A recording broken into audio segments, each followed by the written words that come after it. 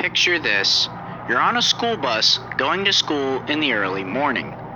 You're suddenly stopped by a red light. The railroad crossings suddenly activate at a nearby crossing. What you don't realize, though, is part of your bus is hanging over as part of the tracks. You then hear the gate arm slap the rear end of your bus as it comes down. Then you look toward the track and see a 70-mile-per-hour commuter train with no way to stop as it heads toward you. Sounds like quite the nightmare, huh? Well, that nightmare was reality for a bunch of high school students in Fox River Grove, Illinois.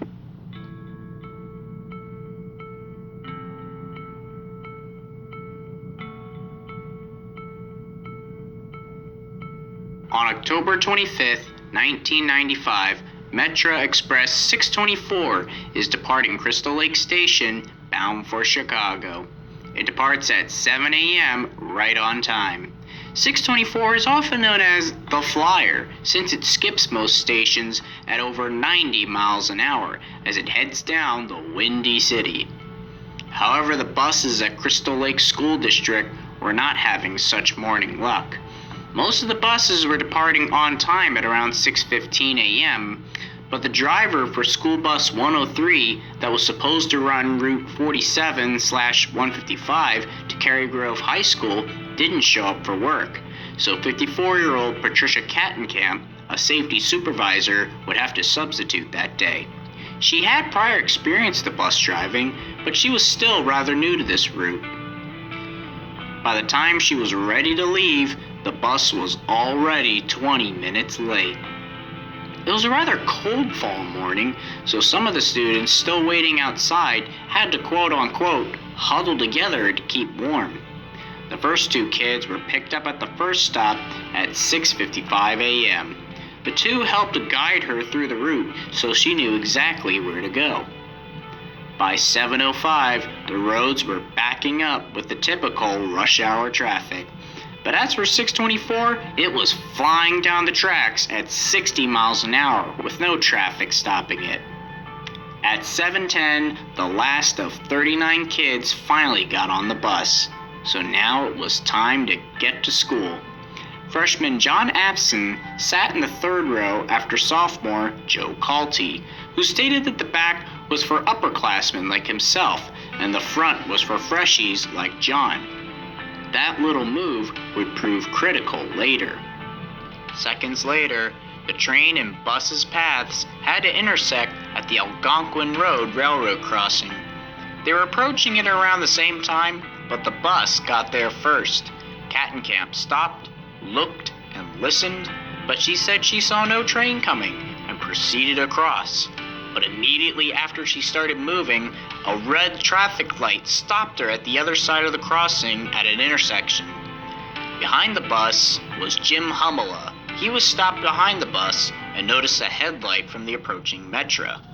Suddenly, the crossings activate, warning of the oncoming Metra. Jim was rather concerned about where the bus was stopped, and he noticed the gate slap the buses from behind. Then Jim knew something was wrong. 3 inches of the bus's back hung over the tracks, and the Flyer is going full speed towards it. The engineer and the students were now facing one of the worst nightmares possible.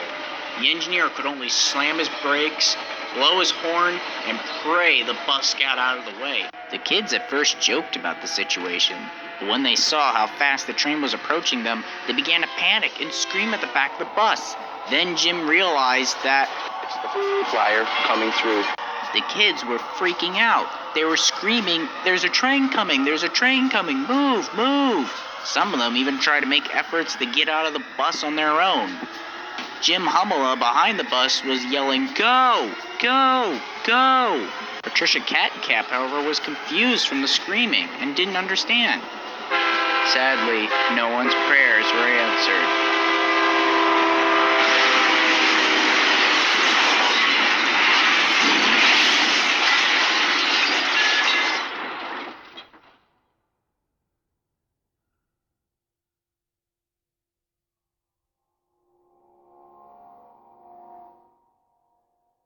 Metro 624 T-bones the bus at over 40 miles an hour. The force of the impact shears the whole passenger compartment off the chassis of the bus, spinning it 180 degrees onto the side of the tracks. The police chief, who witnessed the whole scene from the police station down the street, immediately called in as many officers as he could and requested EMTs to dispatch to the scene. Helen Gretschel, a nurse for the dying, ran out of the nearby coffee shop to help save some of the badly injured students. Rescuers worked frantically to free the students from the mangled wreck of what was once their bus, while anxious parents awaited the news of their kids' conditions. 5 kids died on impact, and 2 others died not long after the impact. One of them, Jeff Clark, was being treated by Helen with a turkey baster, trying to help him breathe by getting the blood out of his lungs, but he died in her arms. Tiffany Schneider, who was Jeff's friend, also died. She had just gotten her first paycheck at her first job that would sadly never be checked in. The sophomore, Joe Culte, who told freshman John to sit in the front, also died. He had car trouble that morning, and his decision to tell John to move up practically saved the freshman's life. 21 students suffered minor injuries, as did Patricia Cattenkamp, the driver. So you gotta wonder, how could such a nightmare unfold on an average October morning? And why? Was it solely the driver's fault?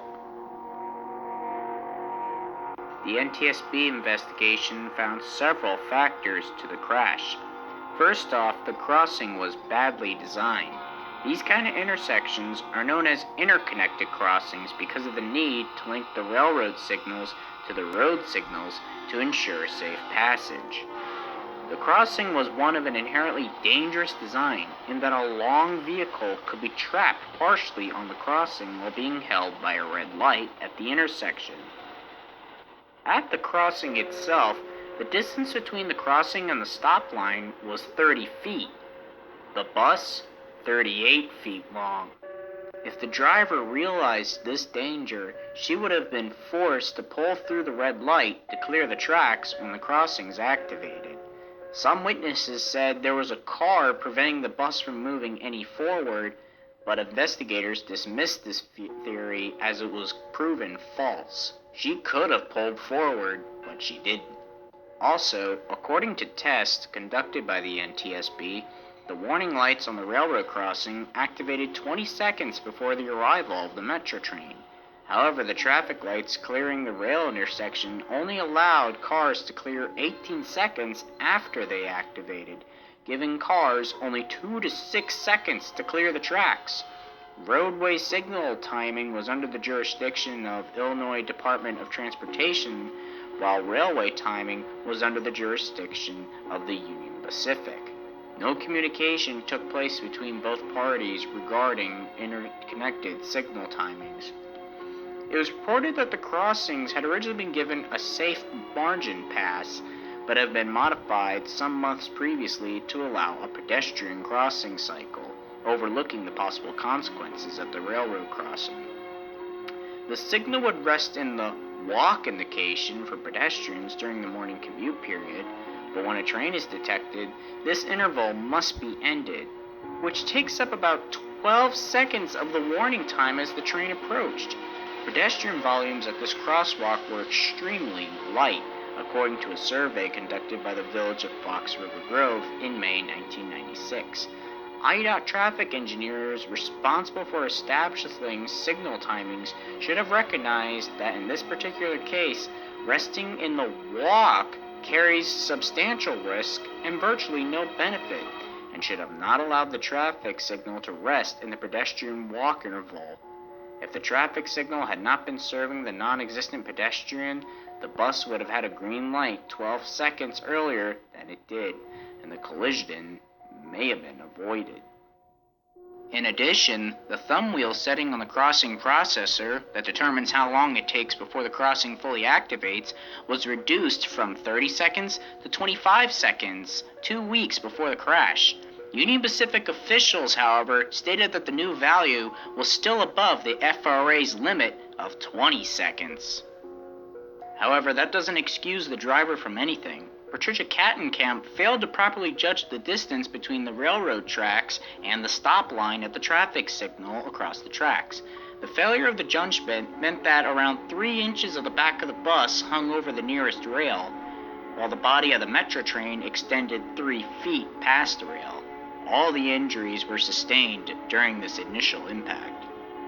Then, an interesting fact. The NTSB concluded that the traffic signal did turn green 6 seconds before the initial impact, but because Kattenkamp was so distracted by what she presumed was some crisis within the bus, she didn't see the light turn green. It was a final warning that never came through. In the end, the remains of the school bus were held at the McHenry County Evidence Pound in Heartland Township, but it eventually was hauled away for scrap. And new route designs brought the number of routes crossing railroad tracks in the District 47 and District 155 school systems down from 70% in 1996 to 10% in 1997. However, ever since the accident, Patricia Kattenkamp, the driver, would never drive a school bus again. But she still worked for the school district transportation division for another 5 years before retiring in 1999, then moving out of state. She never spoke publicly. Her friends, interviewed after the accident, said she was devastated. So was the train's engineer, Ford Dotston Jr., who wept during the 1996 NTSB hearing while recalling his inability to stop the train in time.